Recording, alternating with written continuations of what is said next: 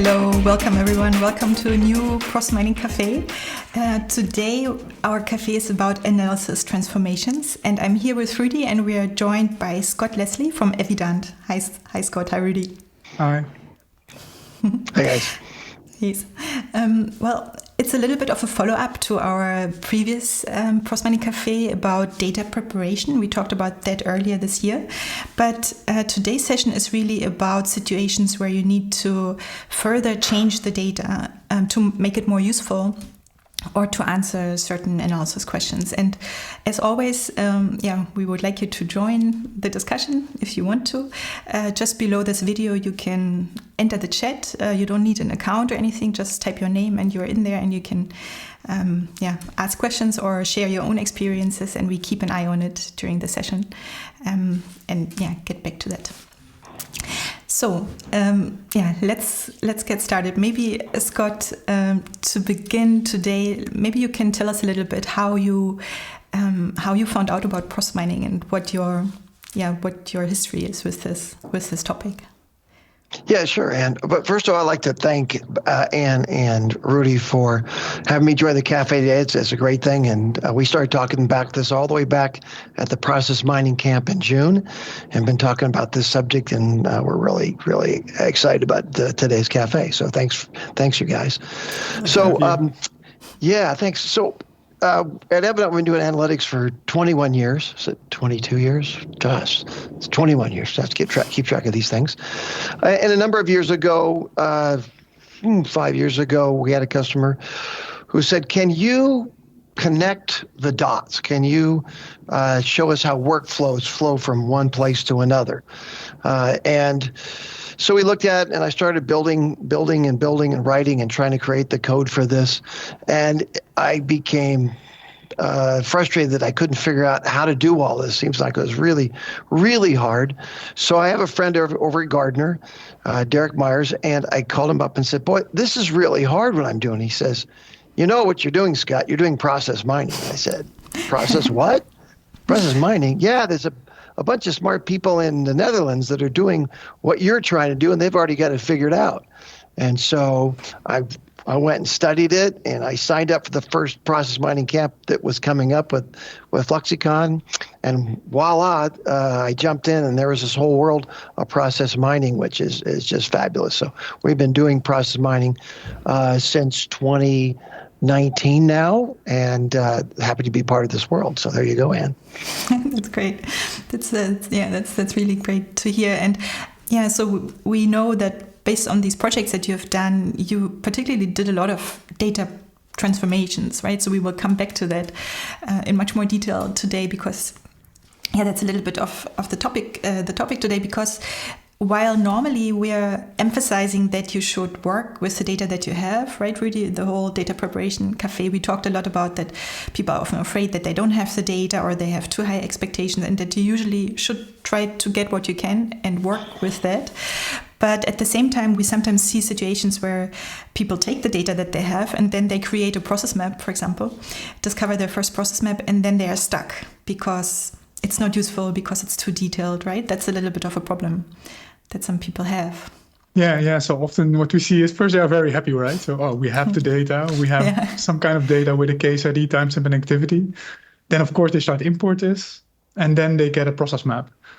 And then you are happy, right? Because you see kind of a process. But then you need to think about, okay, how useful is this, right? So then you start having conversations with people who either understand the process, have a little bit more domain knowledge, or the people who you want to trigger.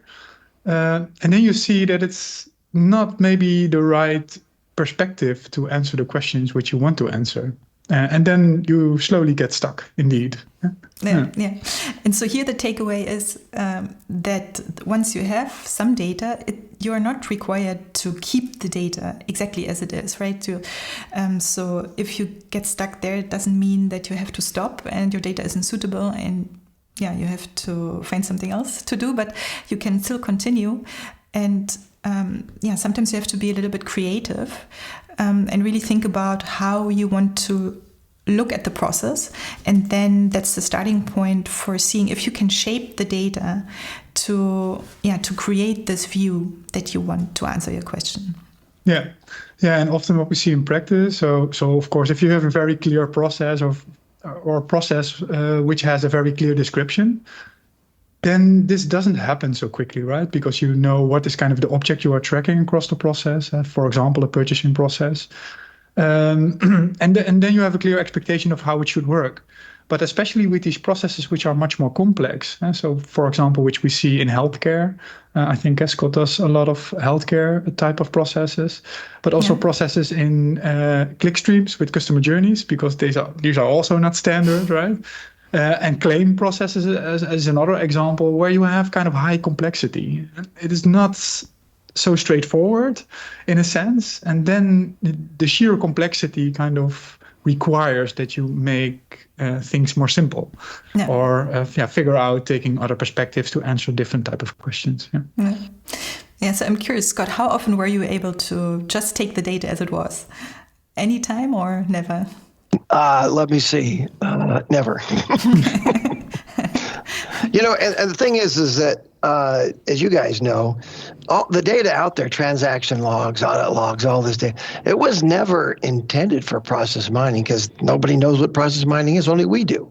It was intended for other purposes. And so, we have to transform it into what we want, because it was never designed for what we're trying to achieve. Yeah. Yeah, exactly. Yeah, I think that's one reason. So just to make it really to make it useful in the first place.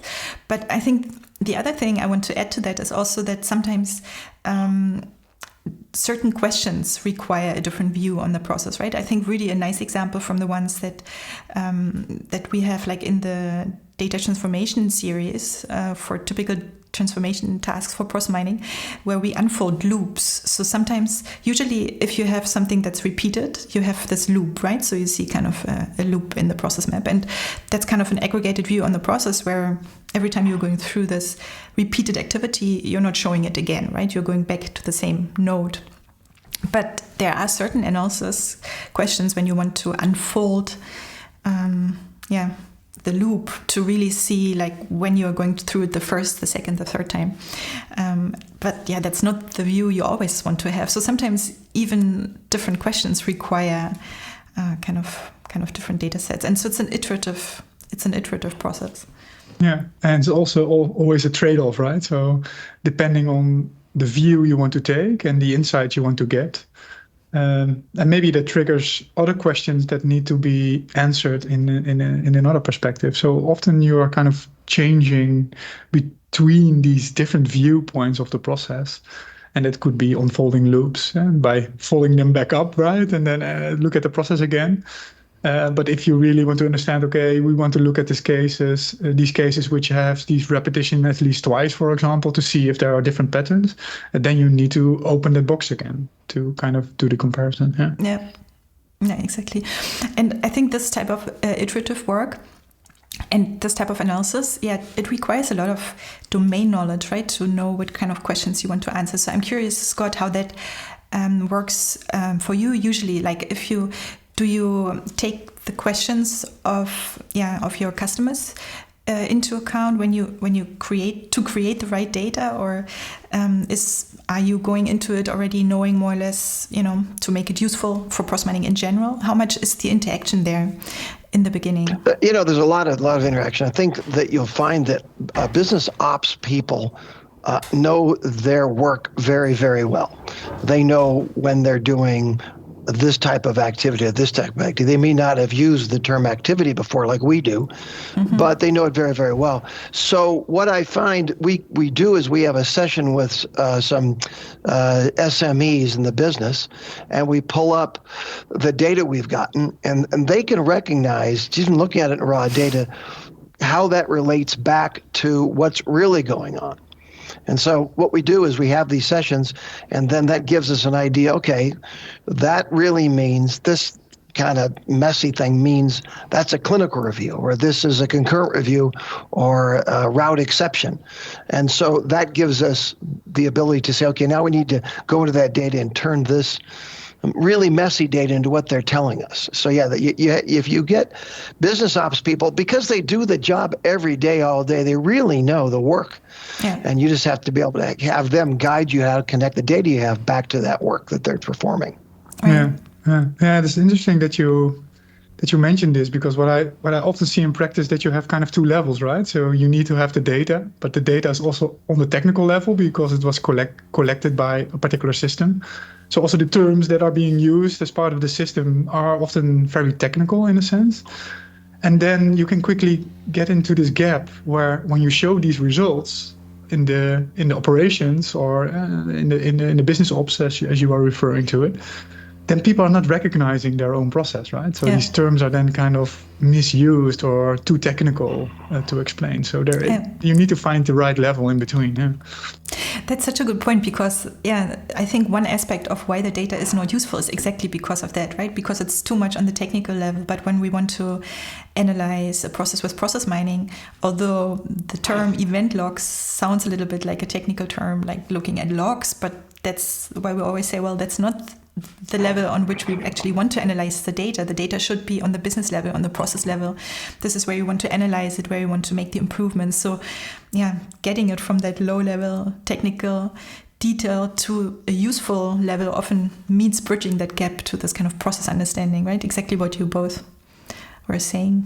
Yeah, and sometimes, guys, what happens is in the log file, you may have 6, 8, 10, 12 entries all with the same timestamp. Well, to a business person, that's just one thing. Yeah. So how do we turn those 12 rows into one thing? And that's really important. And that's that complexity that we have to deal with to get rid of in order to simplify it into something useful. Yeah. Exactly. Well, so to make this a little bit more practical, what we've thought we share with you here today is 2 examples. And so we brought one from the clickstream online behavior on an online platform example, and then Scott, we're looking at a healthcare example, right, from your space, and we want to show step by step how something that wasn't very useful actually can be made more useful in the process. So should we get started with our 2 examples? Great. Yeah. Okay, so let me bring up Disco here. Let me know if you can see my screen now, right? Yeah, we can see it. So, Rudi, maybe you can explain a little bit what kind of data are we looking at here? Yeah, so this is clickstream data from an online platform.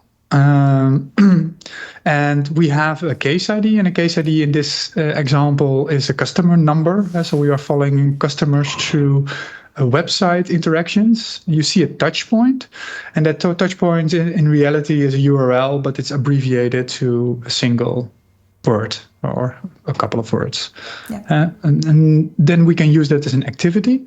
We have a starting timestamp. That's the moment of the click, and the end timestamp is the same timestamp as the starting timestamp. So it's not different.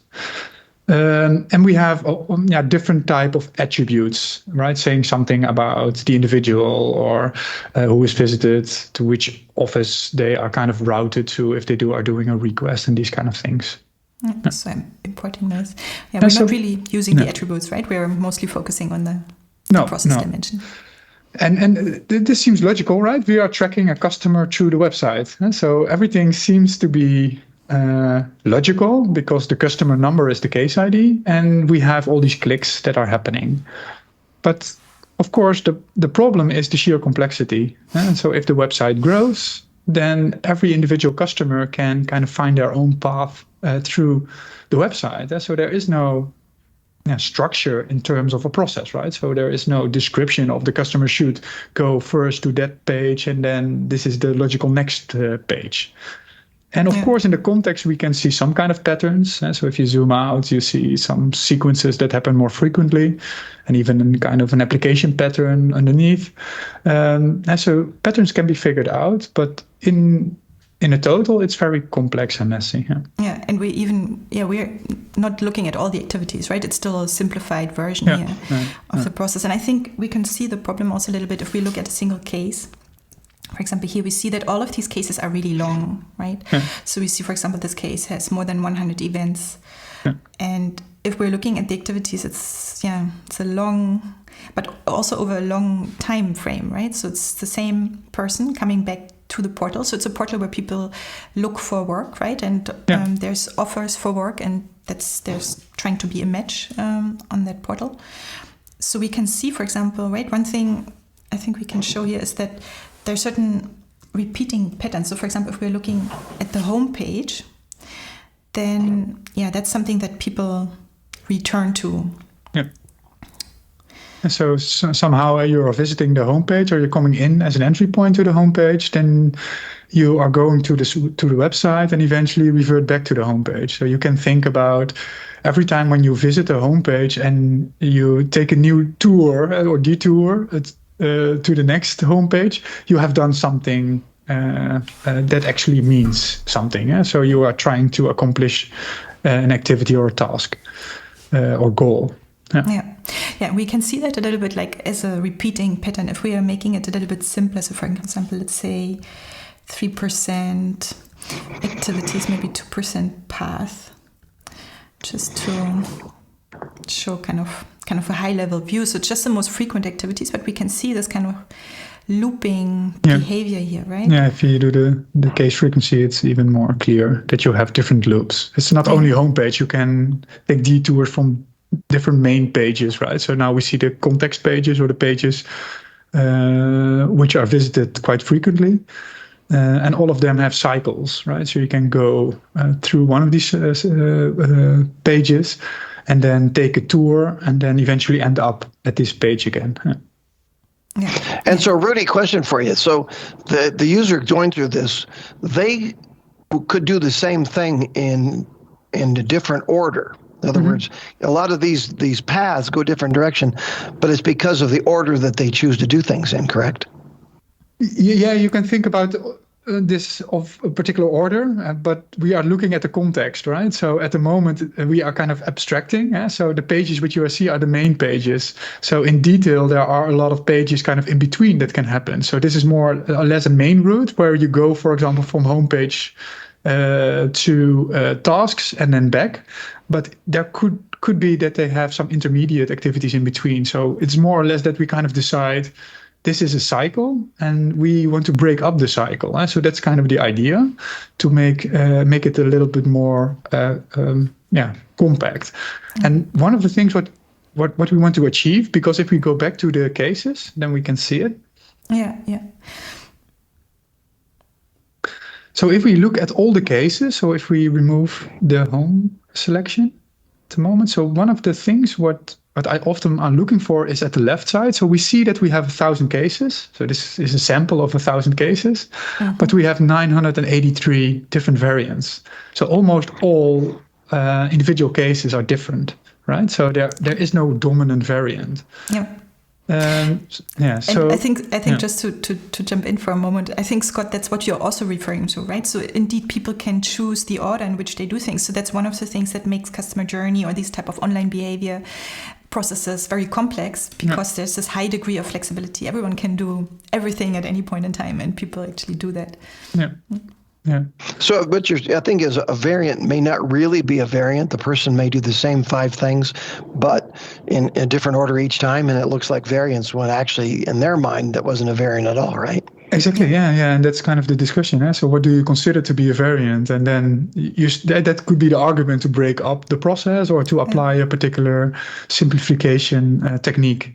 And that's the thing, exactly. So it's a really good point, because when you bring the data to a higher level, and we will see this based on the 2 examples that we show, it's usually it also makes the variants more meaningful. So if you had maybe 1,000 unique variants in the beginning, you can get the data to a level that you have variants that actually group things that are considered similar in one bucket again, while here it's not the case. And I think that's also the argument, it's still useful, right? So if you are looking at a complete life cycle of a particular customer, these very long journeys, it still gives a lot of information, right? So what is a customer kind of experiencing if they go through this full cycle?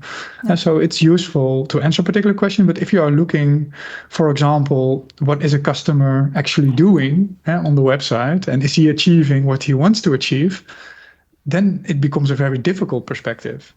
to answer that.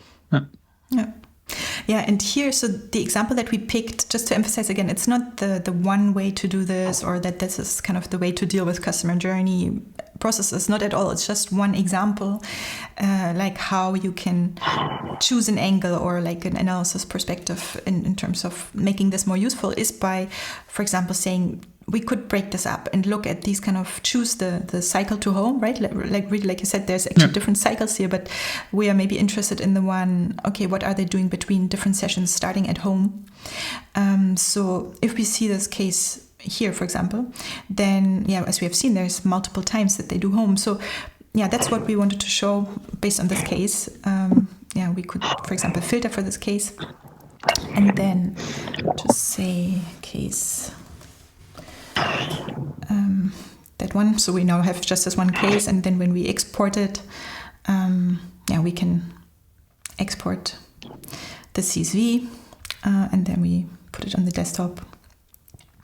And so for this one, actually, we started already to prepare it in Excel to make it a little bit faster. So we have already highlighted, just like we did just in Disco before, the various instances of home.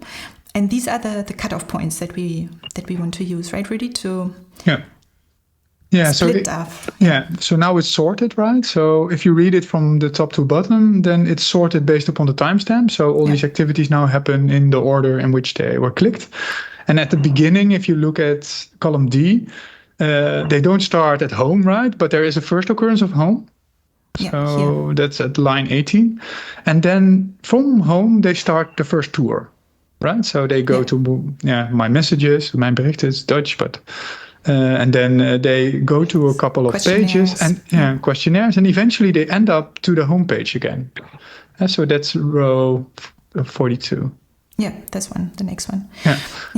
So considering the visits of home, we can then kind of split up the sequence into multiple cases, right? So it's, from a customer perspective, it's one case, right? So it's one customer going through the whole process. But now we can think about breaking up this case into smaller cases. And to do this, what we are doing is we are adding a column. So we are inserting a new column here. And then, essentially we're basically just adding a counter, right? So a counter for the first session, then here we start counting up to 1. So every time we're seeing that home, it becomes a new iteration. So I'm just doing this until here. Then we're doing so that's the first time home was visited. This is the second time when home was visited. So the information is already there, right? So it's not that you are making up something new. It's kind of adding this information. And making it as explicit. Yeah, exactly. Maybe we should have chosen a shorter one here, but bear with me. So we have, I think, 5 or 6, right? We will see. 4. So maybe while I'm adding those sequence numbers, Scott, is this scenario something that you have done for one of your scenarios? Yeah, I mean, what you're doing, you have a point in time there where you group. And what we do is we group that into an activity. So every time you see home, you say, okay, that ends or starts the next group, and that's exactly what you're doing. Yeah. So that's very, very common. Look for something in the data that gives you a breakpoint which you can group and then group and group again, because then it becomes logical. You guys, in this case, called a subcase. I might call that an activity. Yeah. Depends on the data, of course. Yeah. So another example which I've seen in practice was from Beth. She was in previous camp, and she has shown from claims that the claims can also become very long and very complex. And then they were thinking about, okay, but how are we handling these claims? So then they were looking at claims in combination with what happened for a claim in a day. So they used the date also as part of the case ID and then break up these sessions into smaller pieces. It was also a very creative way to think about it. Yeah, exactly. So we're actually looking at kind of activity groupings in the second example, right? When we're looking at your example, Scott. But I think the interesting thing here for this first one is that we're actually making this splitting on the case level. So we're reducing this long scope of the case by breaking it up into shorter cases. We are not taking out any details.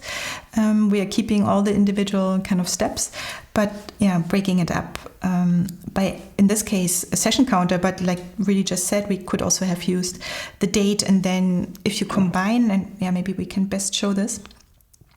So let's see. Can we open this Excel?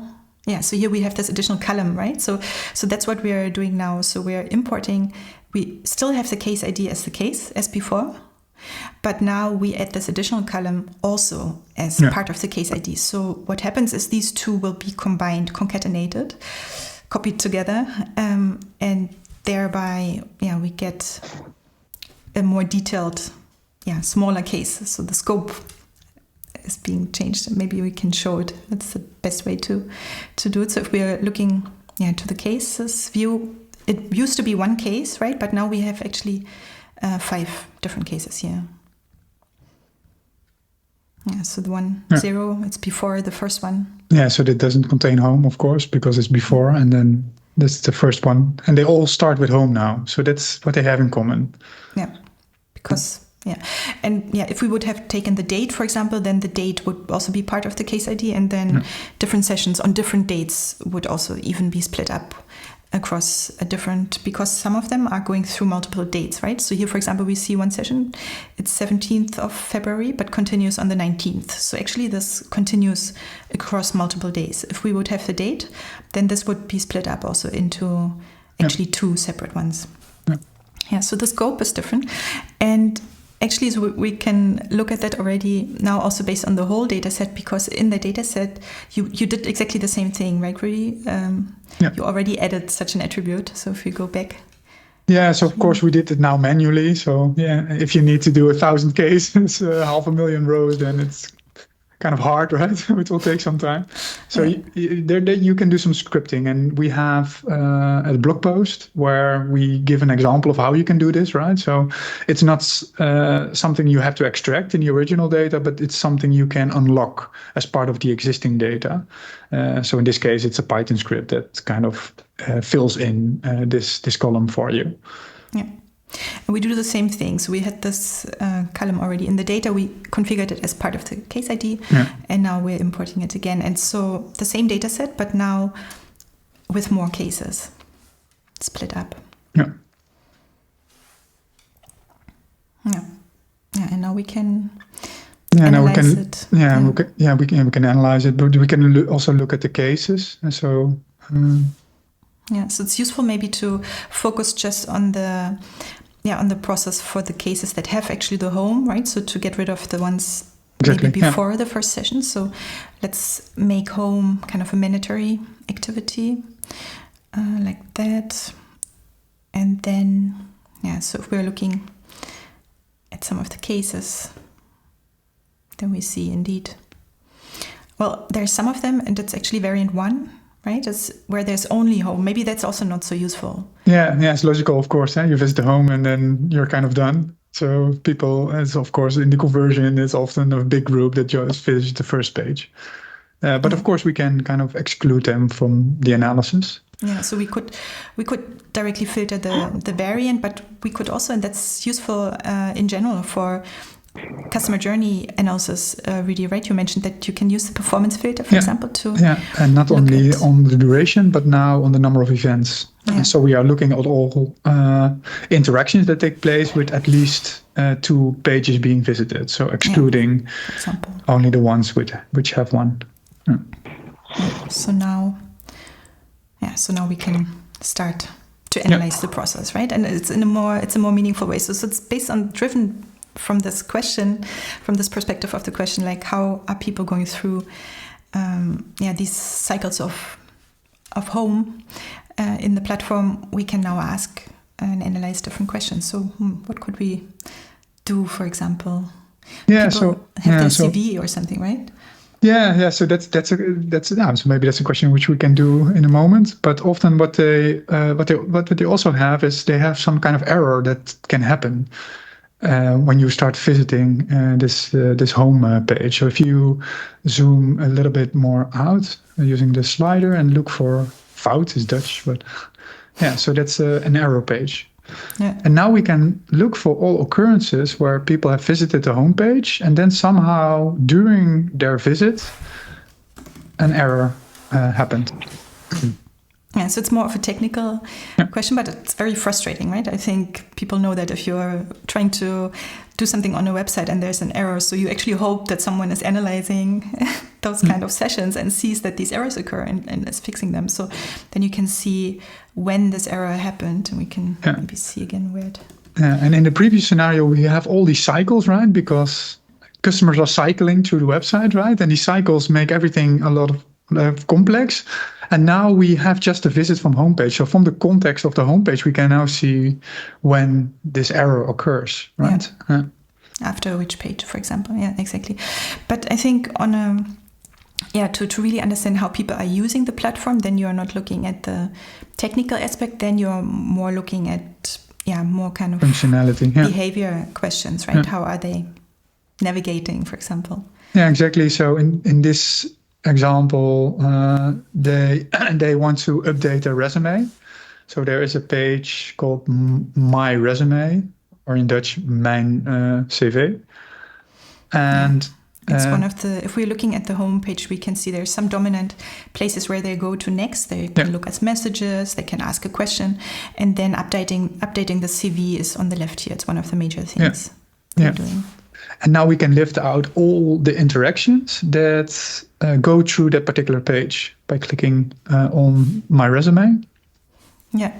And well, you could do that, but you could also, and that's, I think, nice again, if you're looking at a tool like process mining, where you have really this process dimension, is that you can also analyze the process perspective, also for parts of the process. For example, if you're interested in what happens, how do people arrive at this CV page? Do they do other things in between, right? That's one of the things that we could look at, for example, from home to my CV. To My Resume, yeah.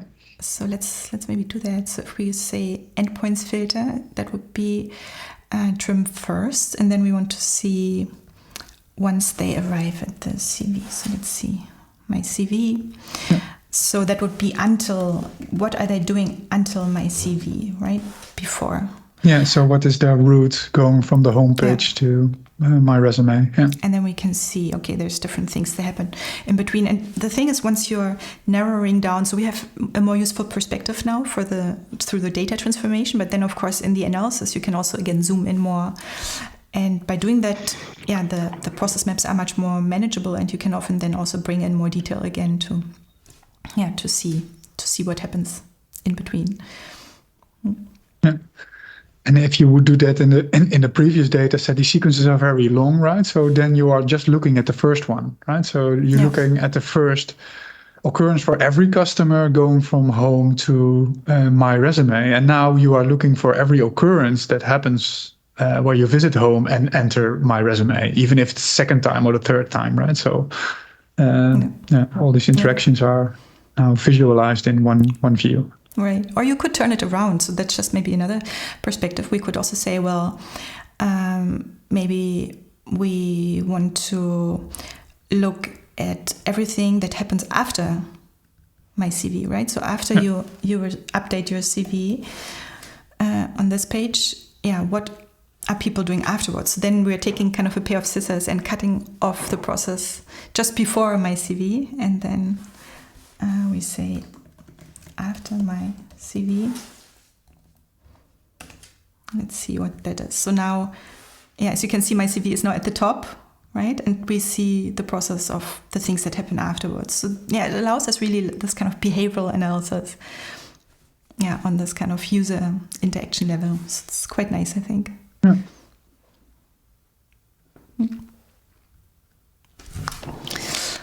Okay.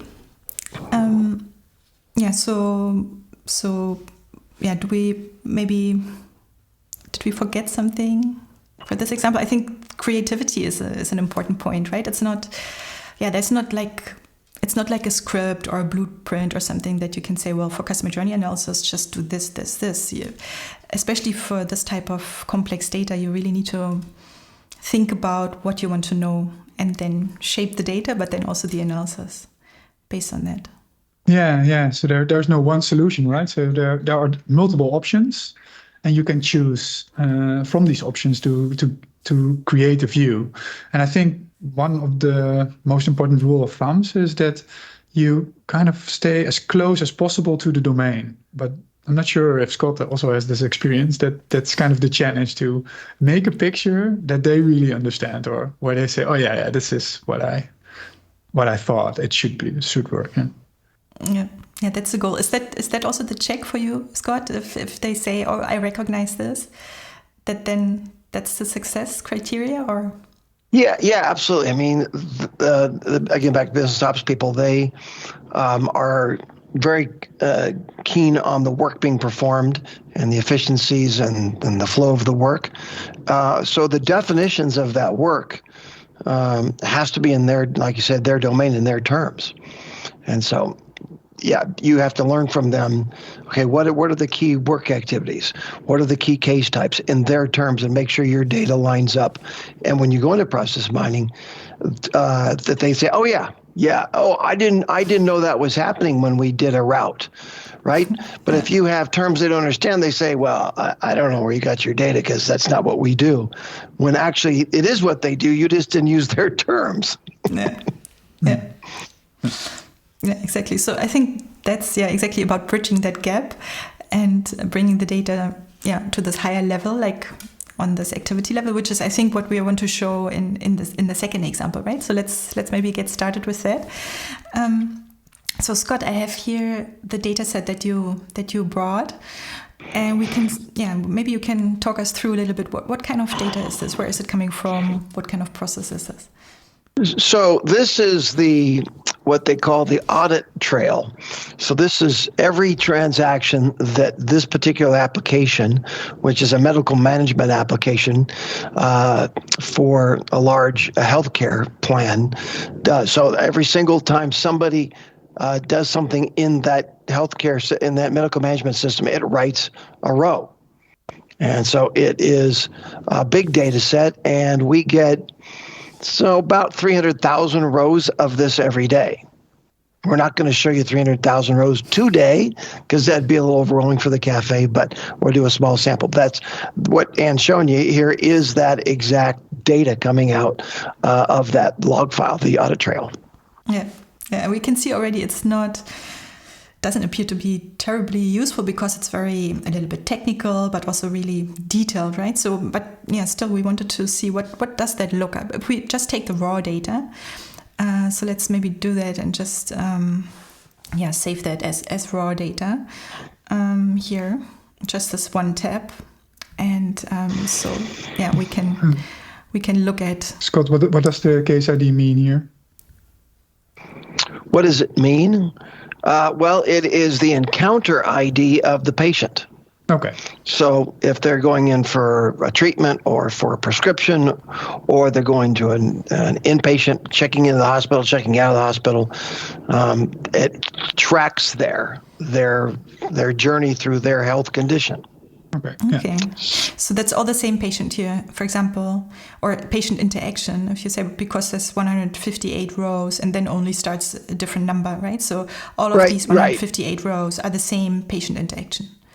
Exactly. So that you first have a medical problem, and then you contact the provider, the health plan, and they start working this case until at which point your health problems for this particular issue are resolved or moved on, and then they close the case. And it could take a week or two. It could take 6 months.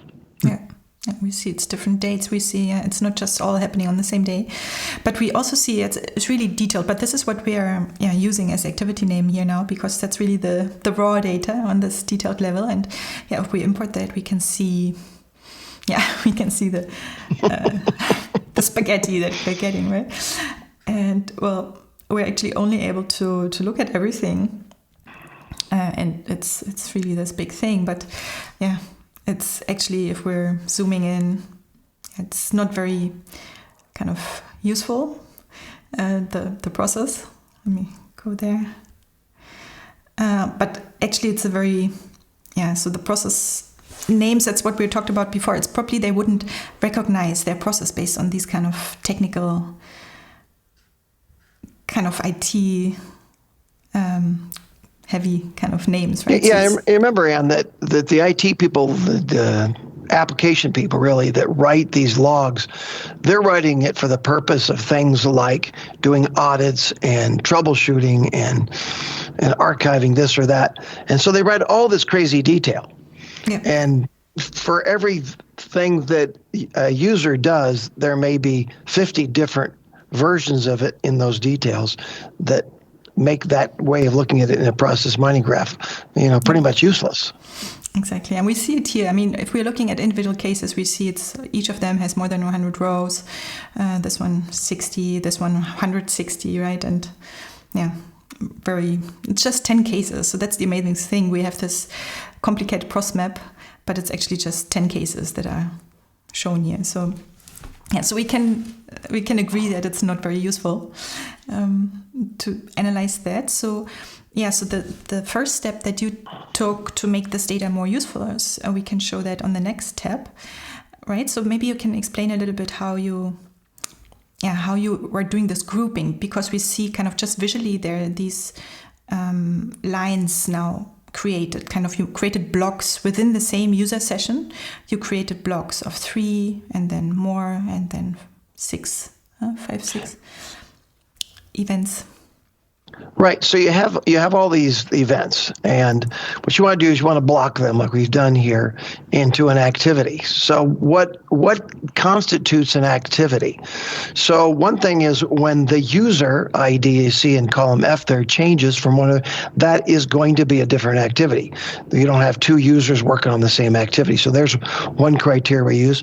Or if the case ID changes. So in some cases you're looking tracking a person doing different work, but then they're working different cases. So there's two different ways to do it.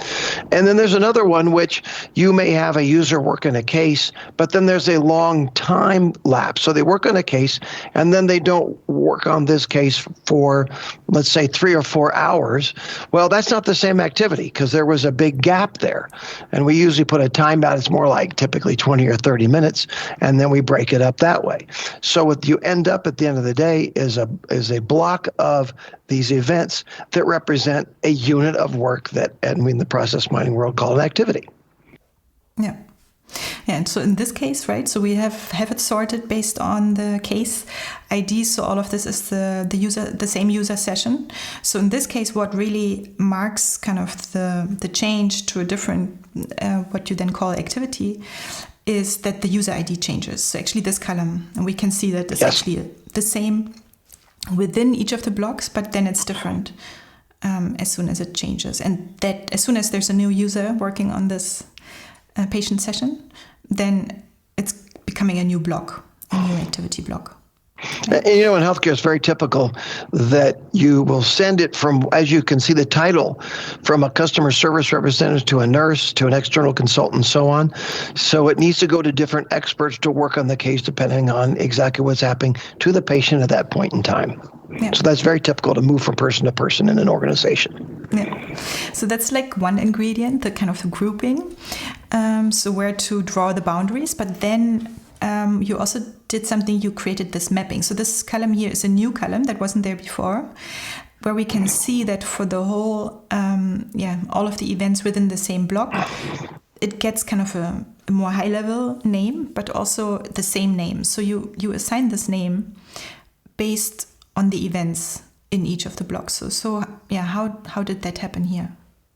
So we found that whenever there was a block of events, there was a one or more triggers inside the knowledge column. We call it in here the knowledge column that represents what the entire block is as an activity. So you see where it's in red there, Anne, on row 15. If we see completed concurrent review, we know the whole block is a concurrent review. In this case, other. There are some more specific concurrent reviews, but if we don't see something more than just completed concurrent review, then it's going to be a concurrent review other. Now, if you go down to, when you're ready, you can go down to row 500. Around there, it gets really interesting. Some of these ones at the top are the same thing over and over again, a little bit boring. Oh, here we see different rules, yeah. Yeah, so we can show that if you run it, look at some of that. So, for example, before it was just one, but here any signature. So here you have two different ones, right? It's either or. Yeah, either or. So actually 510 is a really interesting one. 510 down, that block will just scroll down just a little bit. From 510 down to 527. So we need to get the different colors you see. This is a complex one. In order for it to be a discharge update, it has to have not only the first, but the second, the third, and the fourth criteria met, and then becomes a discharge update. So that's an AND case. So we could do an AND case called all of the signatures, or we could do an OR if I see any one of these. So there's a lot of different kind of rules that you can apply here.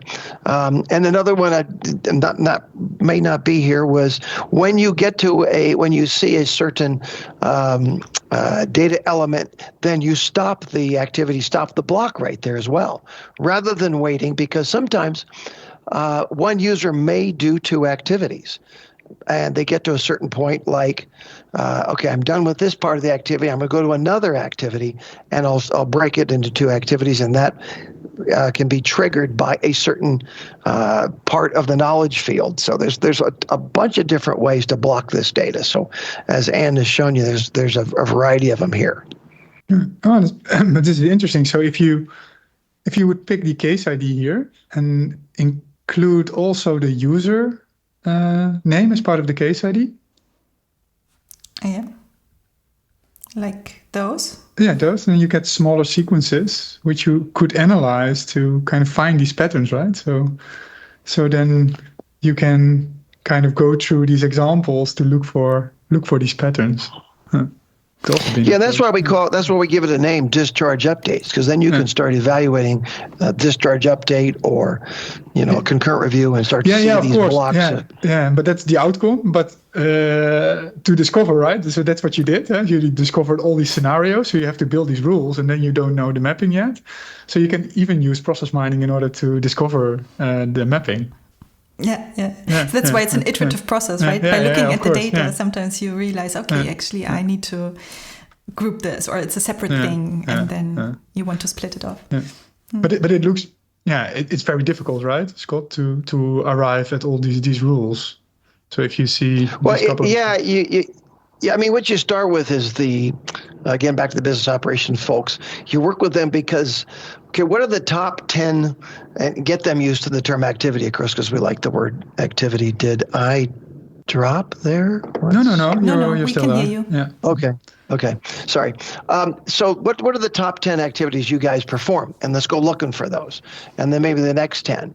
And so at some point, you have to try to say, okay, we need to categorize we like to say 95 to 98% of all the rows into a finite number of these different types of activities. And we'll show you later that this particular data set, there were actually 63 different activities. Mm-hmm. But consider the amount of things going on here.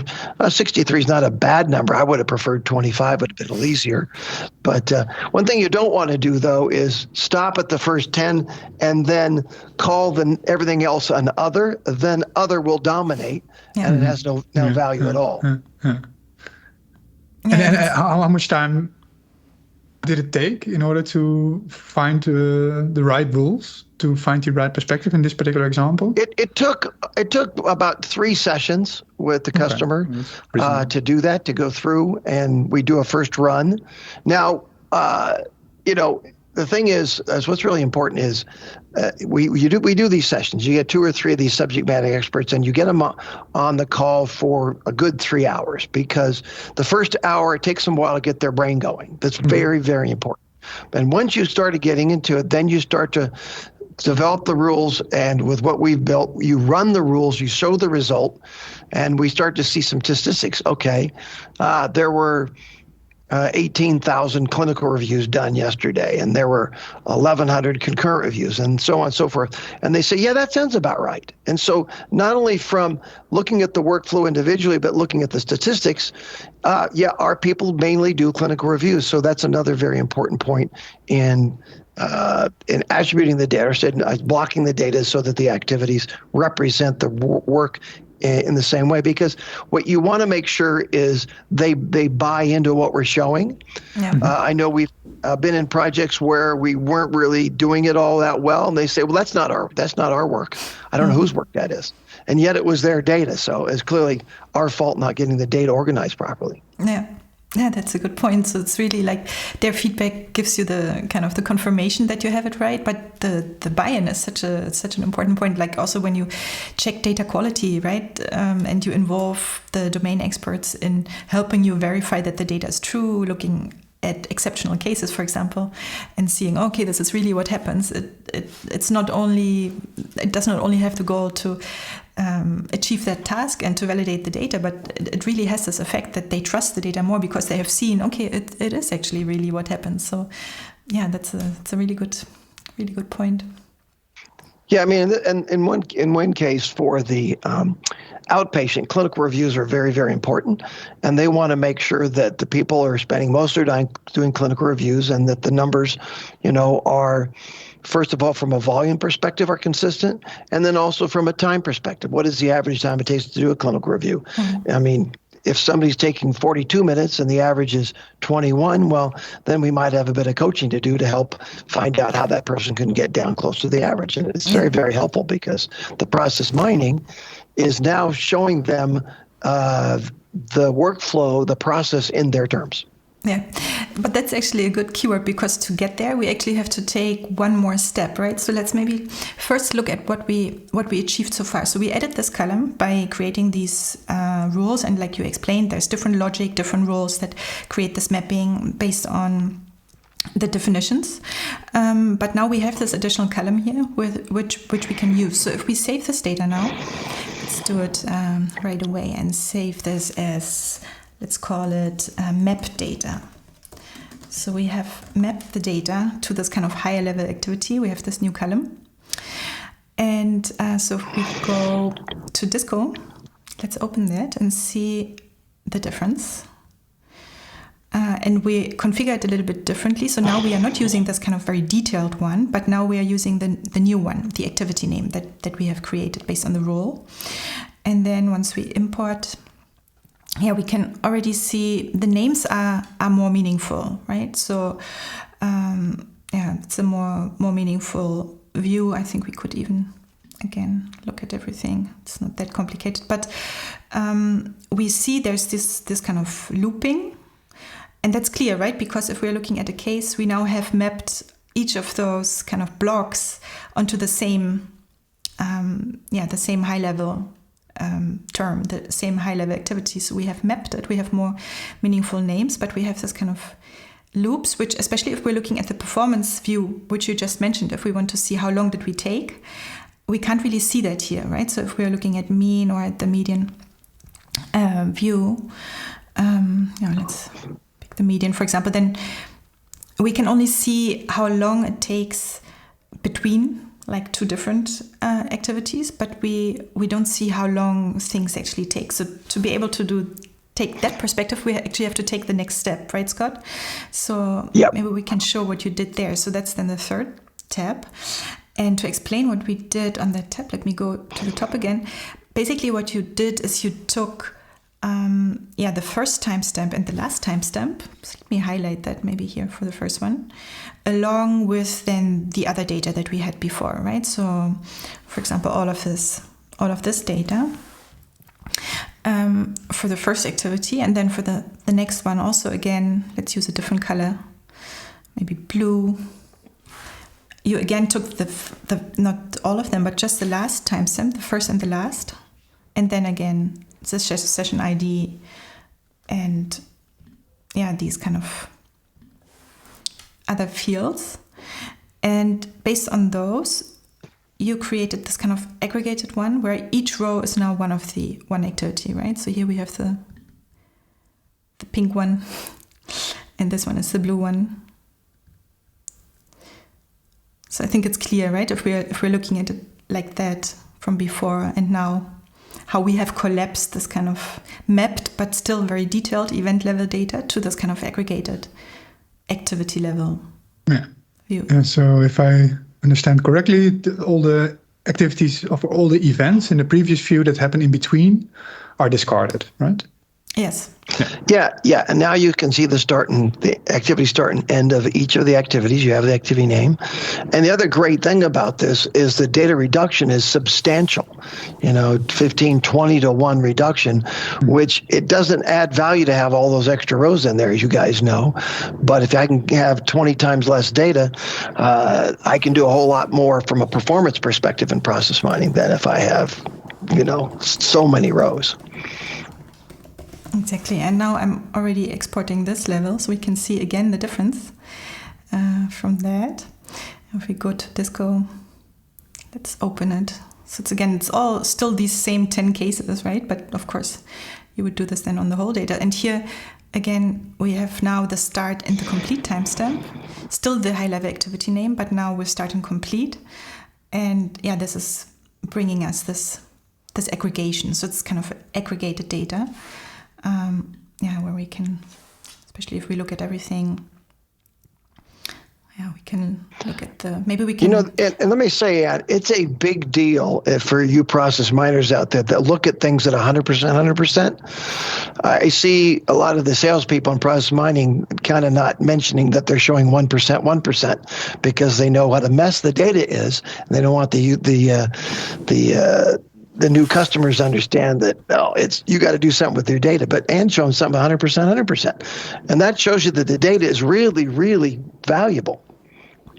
Yeah, that's something that you can achieve with the right level of abstraction, right? Not always, but more often than not, by simplifying the data, aggregating it to the right level, you can actually bring in all the details again and not just look at 1% of the data. And that's a good point.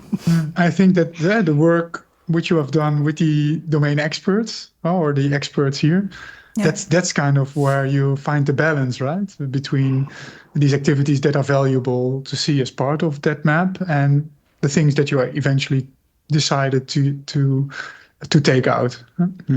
Yeah.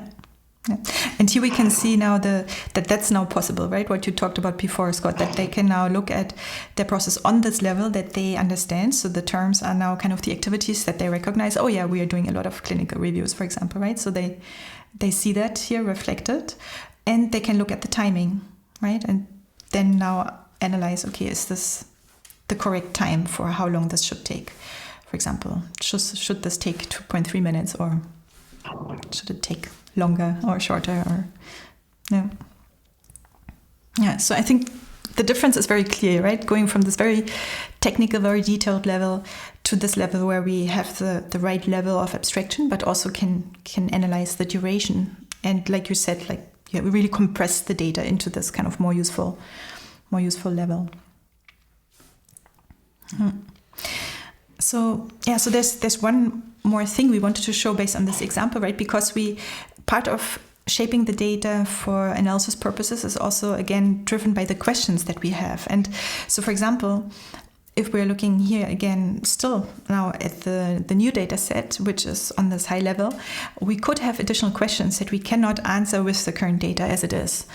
For example, if we would take a more of an organizational view on the process, we have information about the user, but we don't have information about, for example, which department they're in. If we want to look at the handover of work between departments, that could be an interesting analysis for this process. But based on the current data, we're not able to do it. So so what you also brought and what you're doing in your data preparations, right, is to enhance the data with additional information. So we have a separate tab here, which is kind of a separate database, which has this user information about all the different users. It's anonymized, right? Fake data, by the way. So it's not real data that we're showing here, just to make that clear. But we can see for each user, there's additional information. And so, for example, we could look up the first one, just the user here. We could look that up in the next table to see. So here it is, for example. So then we see, okay, this user is, for example, in the department G&A, complaints and quality. What is the G&A? Do you know what that stands for? General administrative. Okay. It's a kind of a meaningless thing they put in front of too many things, but it's as general as it gets, right? Right. Exactly. And some additional information like where they are and the title. But yeah, so the department is really like this column that we are looking for. But yeah, there's one thing that we wanted to talk about if we're looking up data in this additional table, right, Scott? Yeah, so what we want to know is at the point in time the activity was performed, what department was that person in? Or which manager do they report to? The user database you're seeing, like any other of these kind of databases, is a state database. It is always current state. It has no history. So what we do every day is we populate additional fields in our activity table, which, and you'll see this when we go to this in, where are we at here? We're in the, okay, go to the next tab then, Ann. And you can see in the green there, we've added manager, we've added region, and over to the right, we've added department. Okay, this is the region, manager, and department of this person on the day that they perform the activity.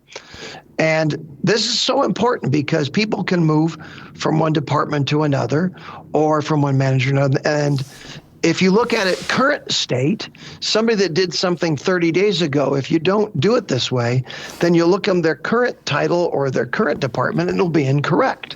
And then therefore it will be of no value trying to do process mining with somebody who was a nurse and is now an IT analyst. Oops. Yeah.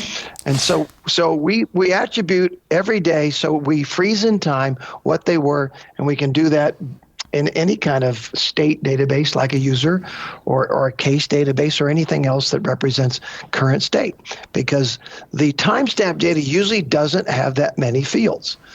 And what I see a lot of people making the mistake is, oh, that's okay, we'll just do a relational connection join to it. But they don't realize the temporal problem that it doesn't matter anymore because that state changed yesterday or the day before, last week, whatever. So at this point, we have now attributed, and we can continue to attribute all this great stuff on the time and on the date that the activity happened. So I hope that everybody sees just how darn valuable that is. Yeah. So what you're actually doing is you are not only making a snapshot or a picture of the event log of that given day, but you're also looking at all the attributes that day and then store them so that you have the values of this temporal data for that given day so that you can attribute it at a given time. Yeah, and I'll mention things like this is, I learned the hard way, guys, when I started doing this. I asked our customers to do this for us. And they just didn't understand it. It was too hard.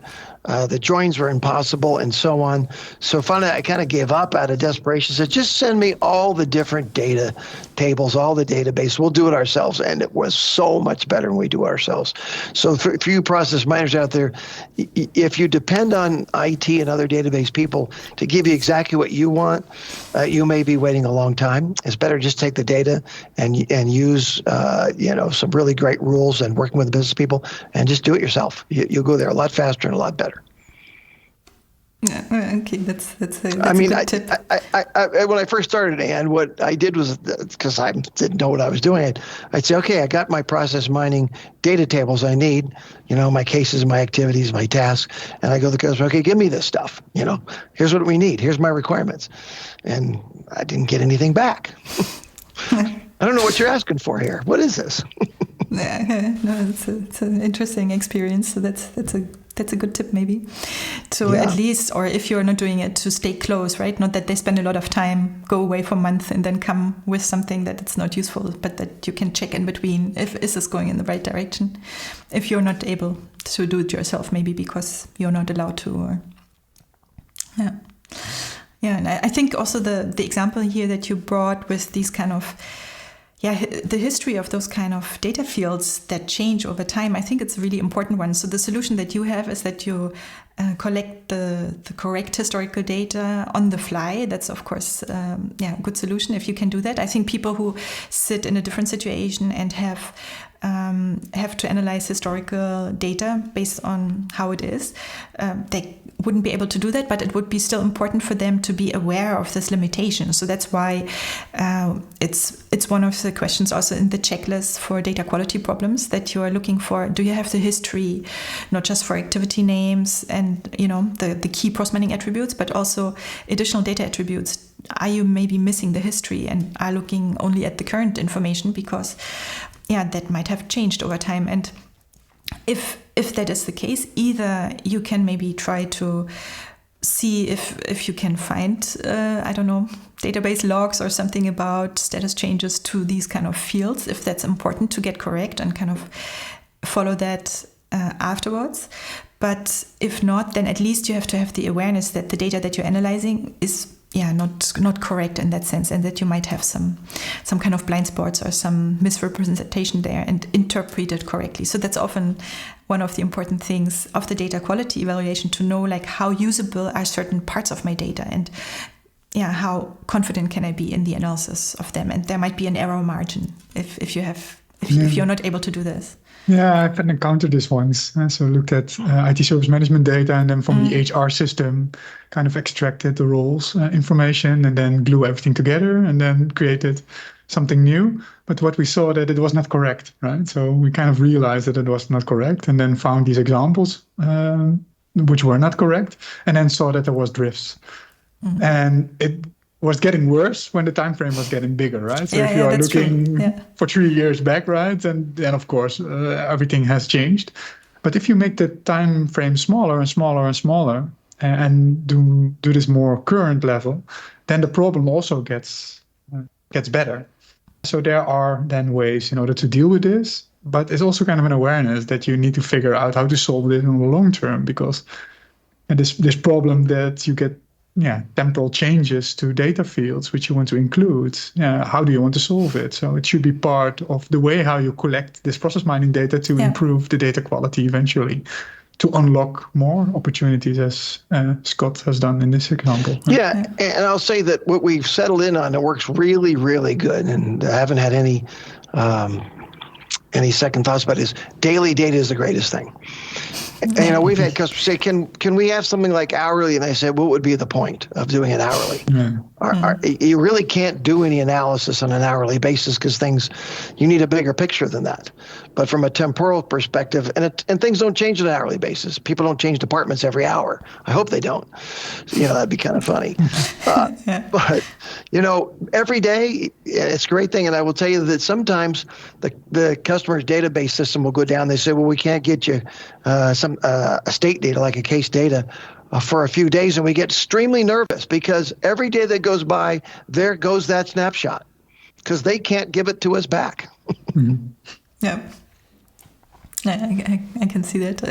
It's something that's this specific problem. It's a little bit tricky, so I think it's a nice one to mention for people to pay attention to, because it's easy to overlook, right? Like Scott, like you said, people say, "Oh, it's very simple. Just take that table," and they don't realize that actually it's the current data, and we're looking at historical events. So here we have added those 3 columns. So now we can actually do this last time. So while we were talking, I just exported already this new and last table also as a CSV. And so we can open that in Disco now. It's now this enhanced data.csv file. So it's the same one as before, but we have these 3 additional columns. And now what we're doing is we're actually not using the activity name. We could also use the activity name, but let's now say, well, we want to completely focus on this kind of organizational dimension by making the department our activity, right? So we shift the view of how we look at the process, and then based on the same data, and again, we can look at everything here. No, maybe not.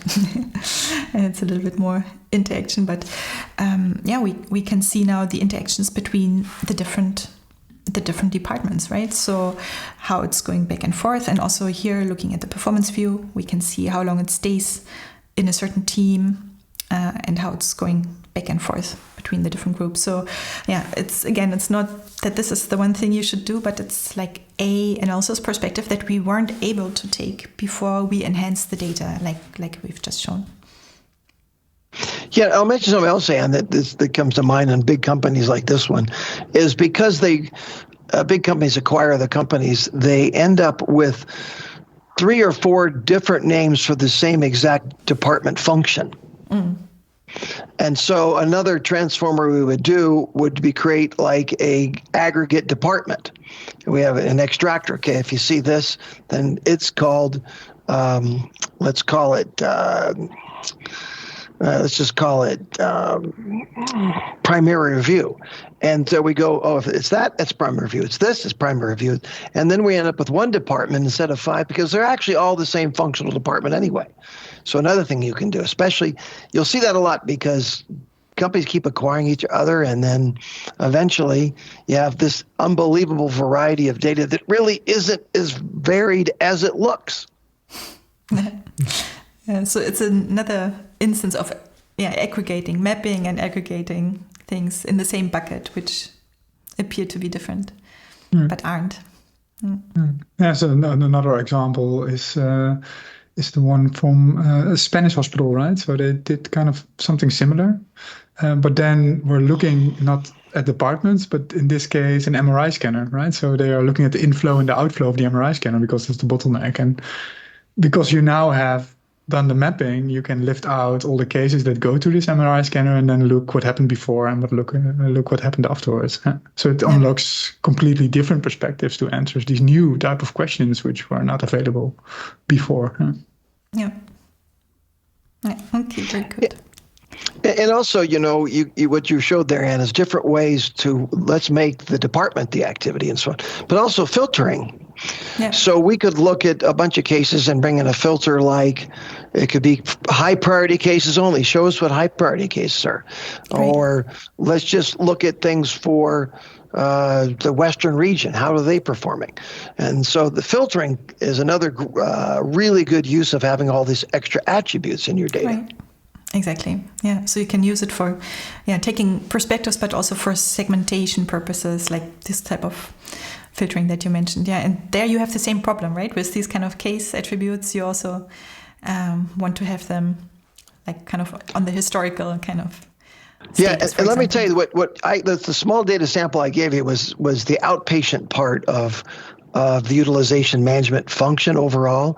But if I gave you the entire 300,000 rows, it would represent about, 8 or 10 different areas. And in your spaghetti chart would be, spaghettini chart. Yeah, exactly. Now, so we deliberately took these kind of very small examples to really be able to walk through them with you step by step, right? And to really show exactly what the steps were that we were making and to make it very clear and we could really see from each step to the other, like what the added benefit was for the analysis that we could do that we couldn't do before. But ultimately, Scott, like you're saying, you have to do it to a large data set, right? So before we close the session, we also wanted to talk a little bit about scaling this and doing this on a more automated basis. And really, right, what we see in practice, we usually see that people use the kind of the IT infrastructure that they have, right? Some do everything in SQL, others work with ETL tools. In your data transformation series, you also use Python, and we try to use different tools to show this, but you need some way to automate things. We can't do copy paste in Excel very quickly anymore. Yeah, so often this works when it's simple, right? So the simple transformation, and I think it's still useful to use something simple, right? So in Excel, you can do you can have these discussions, you can look at these examples, can have these workshops to figure out how to do the mapping. But eventually, when you are looking at bigger data sets, or when you try to translate this to prepare the eventual data sets which you want to use for your analysis, you need to repeat this process multiple times. And then it becomes a pain, right? If you need to copy and paste every time, and it can take hours in order to transform one data set. So you need to figure out to do this automatically. And then you need to choose something. And from my perspective, I don't think it really matters, right? So there are different type of tools. So it also depends a little bit on the skill you have and what's kind of brings the solution more quickly to what you actually need and how you need it, right? So do you need to do this just once, or does it need to be repeated multiple times? Is it only process mining what you want to do, or do you want to do other things as well with the same data? These can all be kind of decisions and things that are weighed into the decision what you eventually want to use. Yeah, and the scale in total, right? So I'm wondering, Scott, so for what you have built, so is this something that has evolved over time, like in terms of making it able to deal with larger and larger data sets? How long is such a run, for example? If you do you do it on a daily basis, or how long does it then take to do all of these transformations? Can you maybe share a little bit about the scaling? Sure, it's a lot of questions in there, Anne. I'll give you some of what it is we face and how we got where we are. And that is, the first problem is when we first started doing this, we would actually do, if you start back 2019, we would bring up spreadsheets. And we would do exactly what you did today, Anne, with our data. And then we would go write transformations in a variety of different places like SQL or Python. And then we get it where we thought it. And then a week later, we'd have a meeting. And they'd say, oh, that's pretty good. Then change this and do this. And another week go by. And in a couple of months, we'd have something up and running. And I thought, this isn't good. We're taking way too long to do this. So we came up with the idea of writing a product where we could bring the data up and tag the data like we're doing there live, run the whole data set, show the results, tune it, run it again. And so the goal was to do the whole process instead of 2 months and do it into one day. Now, that sounds crazy that we could do it in one day, and maybe we can't always do it the first day, but we get much farther because we actually write the rules and we run them, we get the results, and they say, okay, do this, and we write more rules. And in a 3-hour session, we get a tremendous amount done. So that's the first part of it, is how fast can we get it up and running? And much faster if we have a product to do that. So we created a UI-based product that an analyst uses rather than we need a programmer.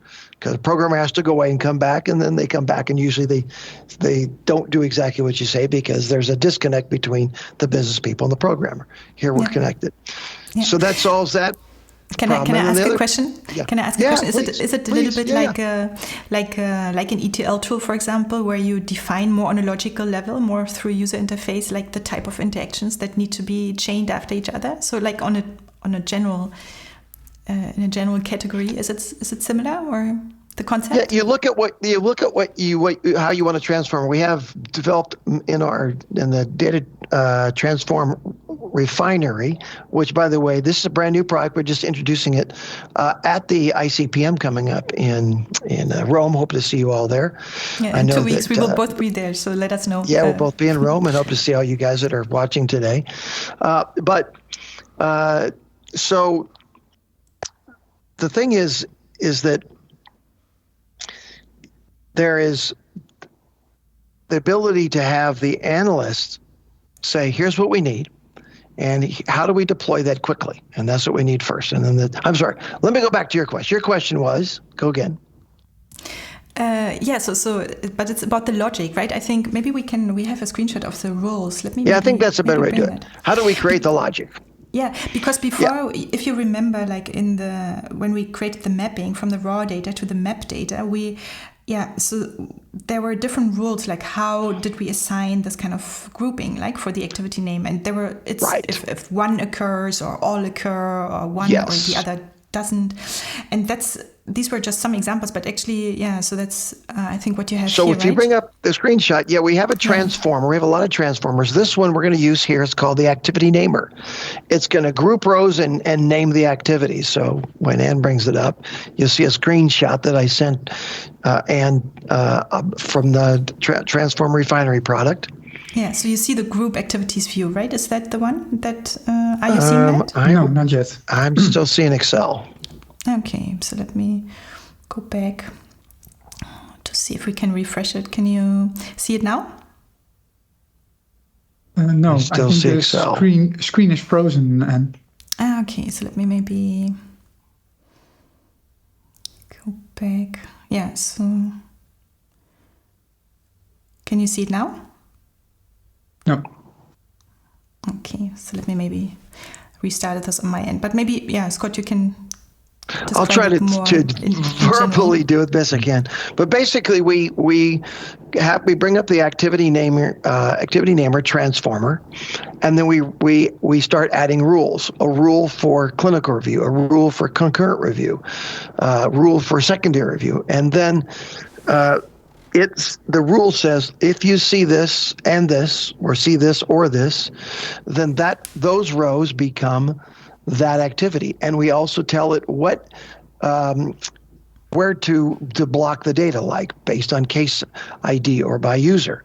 So you give it some parameters there, and then what it does is it goes through all the data and does exactly what that does, except in our database, but not in Excel. And because it's in our database, there's no scalability problems. And also the performance is very quick. We can do things hundreds of thousands a row in a few seconds because we've optimized it. And that's one transformer. Then the other transformer you saw, Anne, right after that was where we converted all. There we go. There it is. There's the data transformer. Yeah. Thank you. So, I mean, there's a lot there, but in this case, there were 63, and we see 23 of them here. But there's the exact rule. So we use a rule that says I start at the group start, which is the user, and end. And the first rule is going to be called the split off. In order for an activity to be called split off, it has to have either those three.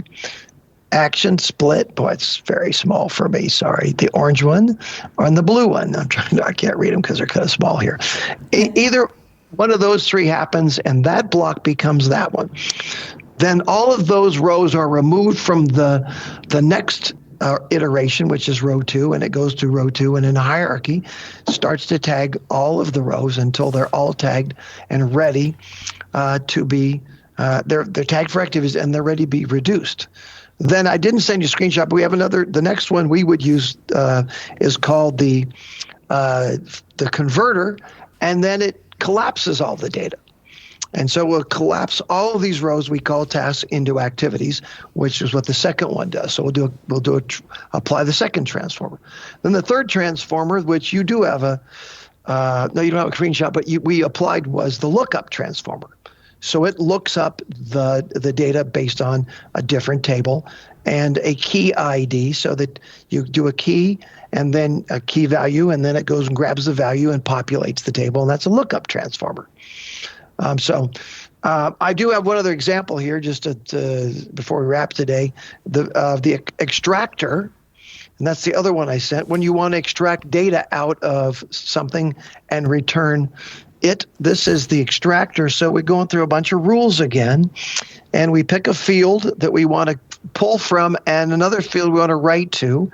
And the rules can say, well, we want to begin when we see this string, and we want to end at the end of the string. Or we can say we want to begin when we see this string or end when we see this string. So this is very good with URLs, because a URL can be 192 characters, but there's something in the middle that we care about.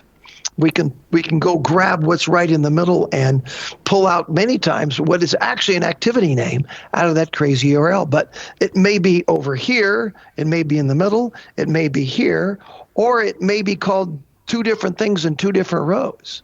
But by applying the extractor, we can go through this, what looks to be absolutely impossible data to deal with in the URL, and turn it into very valuable business data. So there's a couple examples. We have a bunch of different transformers that we apply, and then you just run those, in a refinery, we call it, and what spits out the other end is what you guys get to put into Disco. Yeah, I think the key learning here is the reuse, right? Because often what I see myself doing is, if you have such a process mining initiative and you're asked to do an analysis, you extract data, you need to make it suitable for the analysis, right? So sometimes you need to mingle the data a bit, you use what you know, and eventually you get the result. But sometimes you forget that it needs to be repeated, maybe not by yourself, but by somebody else. So, well, and also, Rudi, it needs to be maintained. Yeah, exactly. Yeah. It's an asset, because right? the data changes, the business changes, and now we have this UI-based transformer, and we say, okay, we've added a new thing. We just did it recently for electronic medical record. We want to track EMRs. Okay, we go in there. We add a rule for EMR, and actually we're back up and running with EMRs in the next day or so. And that's super powerful.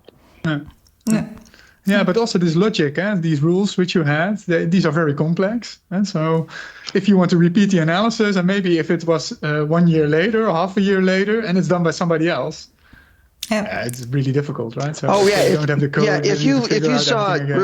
if you saw our hard-coded transformers, you can forget anybody other than the person that wrote them to understand what they were doing.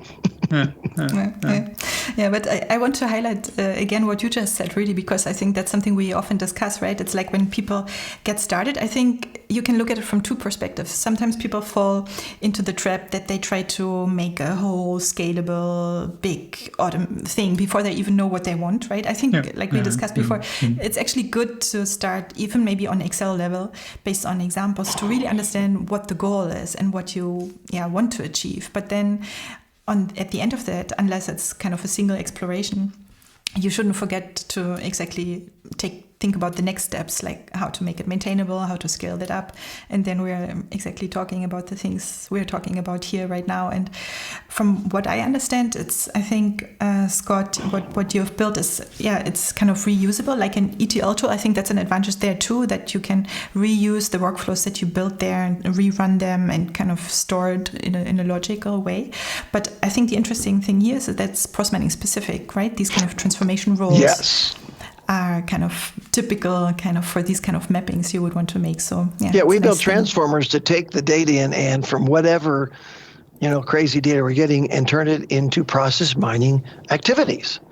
I mean, that's very specific stuff, but otherwise, there's plenty of generic ETL tools, but they don't have any context for what the end game here in process mining is, and that's what we're all about. So thanks for sharing that with us here in the example and also in the session. Maybe before we close, we want to close with some last kind of tips. And by the way, if you're watching, if you have some tips from your own data transformations or analysis transformations or general data preparations you want to share, you can do that now in the chat or send us an email later at café@fluxicon.com, and we will include it also in the show notes. But before we do that, I want to pick up one question that we got from Marcos, where he said, let me read that out, that he has a problem that usually, like when we were talking about the kind of the technical data, right? Maybe we can show that really based on the clickstream data, which is also kind of, very kind of this kind of, you have these detailed steps on the different pages, for example. And so it's kind of, if you look at everything, it's too detailed, right? That's what we have discussed. But what he's saying, that he finds that often the interesting activities happen between the activities. So that's kind of the exciting thing that he wants to understand better. And so I think that's exactly the advantage of process mining, is that you can explore that too, right? So that, for example, maybe going back to our, let's see, where was that? The initial clickstream data, where we didn't have these kind of chopping up the cases into multiple ones like we did. But here, everything is still like one long case, right? It's the initial data set that we looked at for these kind of online platform. What we can also do is, rather than chopping up cases, we can also look at what happens between, for example, two important activities or two kind of steps, and then look at the detail again. So, for example, if we want to see what happens between, let's say, well, it's maybe not even a path, but maybe between ask question and, what is work? That's kind of it's a folder kind of folder. That's where everything is kind of combined. So I'm not sure if this is meaningful or not, but we could want to say, well, we know this is kind of a very high level aggregate view, but we know there are things happening in between, and we want to understand what's happening here in between, right? Between these two steps, exactly. Like the 242 times. We can do that. So we can, if we remember ask question and Bergmap, then we can do just that. So we use an endpoints filter. And then we say ask question, and then the other one was Bergmap. I think trim first is even better. Yeah, that's true. Back up. Let's use trim first. And then we say, between. Yeah, so what happens in between these two pages? Back. Well, so, and I'm not sure if this is going to give me a very meaningful result, but, and then again, by zooming in on this aspect, we can, if we look at everything, it's still a lot, still complex, but it becomes feasible by taking these kind of questions. And then now we can see exactly, between ask question and Werkmap, we can see, we know already there's things that happen. And if we want to, we can do. Yeah, there's something very nice in the data as well. So if you go back to the data and go back to the filter. Okay. So in this case, there's an attribute filter on the attribute, which is called page rank. So we included here the frequency of the page being visited. So this all the way at the bottom. On page rank, yeah. Yeah, page rank. And now we can select the level of granularity of the pages based upon the page rank, how often they are visited. So for example, top 10. Should I take the top 10 or something? Yeah, so first take the top 10. And should I keep the selection from before or should I remove that? Yeah, you can keep it. I think the only thing is if you remove it, I think it's more close to reality, but let's see what happens. So top 10 pages. Yeah. And now you can move up the slider. Oh yeah, now we really see the this is the view for the top 10. But there's a granularity level, so it's not exact. So if we extend this and make it the top 20, you see more detail. So it becomes more complex. Yeah. So then you can look at it as a scale, right? So you can see these pages in between, but now the definition is I'm only looking at pages which are visited more frequently. Yeah. And then you can see kind of the view here. So that's a way to play with this. Yeah. And we are 100%. Yeah, so that's a nice thing. Yeah. Yeah, and of course, it's all Marcus is correct. We want to know what happens in between with certain pages. So you can also lift out specific pages, right, by filtering, enabling them or disabling them from the view. But one of the challenges is sometimes we see that we have activities in between which we don't have recordings for, right? So which we don't have events for. And then these things happen, but we don't see it in the process map. And that's also important. So then we have to go back to the system in which we record these events, and then that these events eventually should be part of the data recording. Yeah. Okay, very, very good. So I hope we answered Marcus' question. And so we can come to some last kind of tips or recommendations in these types of transformations. So one thing, right, Rudi, that we see is it's often useful to add additional information like the page rank or the case ID the case ID session counter that we added. So it's usually a good idea to add those, but to keep the original data in there too, so that you can still check if everything is correct, for example, and you still have the original data in there if that's possible. So if you start find and replace something, cutting and pasting, or removing rows from your data, or start transforming without having any traceability, then of course there is a chance that you make mistakes, and you will make mistakes. So that's kind of it's just happening, and then eventually you see something in the process map that doesn't add up. But then you are able to trace back, and you see you should have kind of something that's fixed, that doesn't change, which is related to the original data, and then you see where you made the mistake in the transformation. And I think that's a good practice to have, because then you can always check where was wrong in the transformation or was wrong in the original data, because there could also be something wrong how the data was being collected or how you extracted the data in a certain way. Yeah, exactly. Yeah, Scott, you had also a tip, or let's say a recommendation, where you said like how did you formulate this? The age data is not as valuable as people think. Well, so one of the things that we run into with these large data sets, I think we're at one project we're doing 3.5 million rows a day. You throw 3.5 million rows at any tool, I don't care what it is gonna slow it down, and it's not gonna work. And so what are we doing? We showed aggregation today. That's really important. But the other thing is that we found that let's limit how much history we give the customer. So depending on which health plan it was, we may give them 2 months history or 3 months or 6 months. And so we just limited it based on what we thought was reasonable performance. And then I said to the guys, I said, hey, let's find out how often they ask for, hey, how come it doesn't go back further? And as I told Ann the other day, she was cracking up because the answer was never. What we found out was that they really don't care about the past, because the past is a past they can't do much about. They care about a week ago, a month ago, maybe 2 months ago. But as the data gets older and older, it becomes less and less valuable. Now, what we do is we create an archive system as a just in case. But, we haven't invoked the archive system once, which cracks me up. Thought for sure somebody would ask for it. But your performance, the thing about when you're doing process mining, like any analytical, when you look at the charts and graphs, you're coming up with conclusions, you're coming up with recommendations that present this knowledge that you can bring forward. But if you have to wait for each chart for 30 seconds or 2 or 3 minutes, you lose your train of thought. And as an analyst, you really can't work with it. So if you start to really work with big data sets, you better be careful on how you do all this to keep the performance up. Because no matter what the software guys will tell you about, we have the fastest algorithms in the world, that's fine. But at some point, enough data can kill the greatest algorithms in the world. There you go.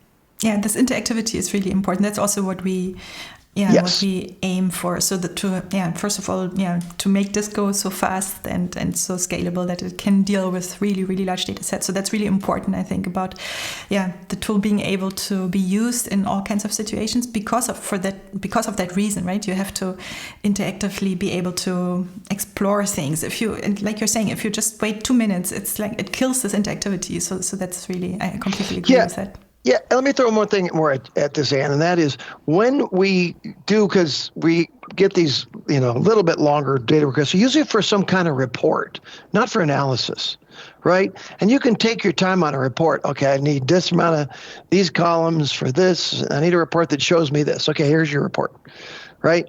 But analysis usually is not happening over that long a period. It's usually over, some shorter period. So we always, when we do our trainings, always try to separate analysis from reporting because they're two different topics. I completely agree. Very good point. Yeah, thanks for bringing that up. Yeah, absolutely. Yeah. Okay, so maybe, just really quickly, we got a follow-up remark from Marcos about his question about the activities that happen between the technical activities, where maybe if we just briefly look at the map again with the process steps where we saw, there are things happening in between here, right? What we were just showing is that we were currently ignoring some of the events in between. But Marcos clarified is he was thinking about if these steps that happen in between happen outside of the system, so they're not in the data. It's true, so that can also happen that you have phone calls or in a different system and it's not in the data. Then of course you don't see it, and so for that we will share it also with the show notes, the links that we share afterwards with the recording. We have an article about that describes this problem in detail. So then you have basically missing activities in the data, and the way to go about it is to use the data as you have it, but to be aware of those blind spots, right? So then, for example, if you see a certain long time here in a certain place, for example, this takes 3.8 days, and you say, it shouldn't take 3.8 days, but then it's not 3.8 days that nothing is happening, but in fact, that there are things happening, but they are outside of the data, so you don't see them. And so in the second iteration, if the main problem that you find in your analysis is really in this area, then you can choose to collect some more detailed data in this place, for example, to manually collect it, or in some other ways to collect additional data from that blind spot. But we generally don't recommend to do it beforehand because you don't know whether this is actually the problem area or not. So it's kind of in a second phase. That could be something you could do. So we will share the article.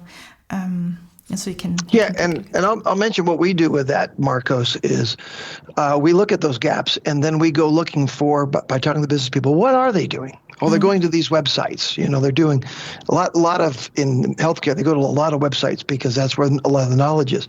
So then we'll instrument desktop agents that collect data on whatever they're doing, like going to websites, and then we will mix that data in to fill in those gaps. But like Ann says, first figure out where your gaps are and ask the business people, okay, what's going on there? Then go looking for the data they tell you to look for. Don't just randomly say, I wonder what they're doing. That's just too hard. Yeah. Yeah, Yeah. exactly. So, another example which I've seen is if you do an application, that they kind of book the application in the system at a given moment in time, but the actual application was done when the email was coming in, right? So it's the moment at which the email is coming in, right? So then you need to go back to the email box and then check, okay, when was the email coming in? Because that's the actual moment of the application. If it took half a day before they actually booked it into the system, you are losing half a day. And if you're looking to SLAs, then that makes a difference. Yeah.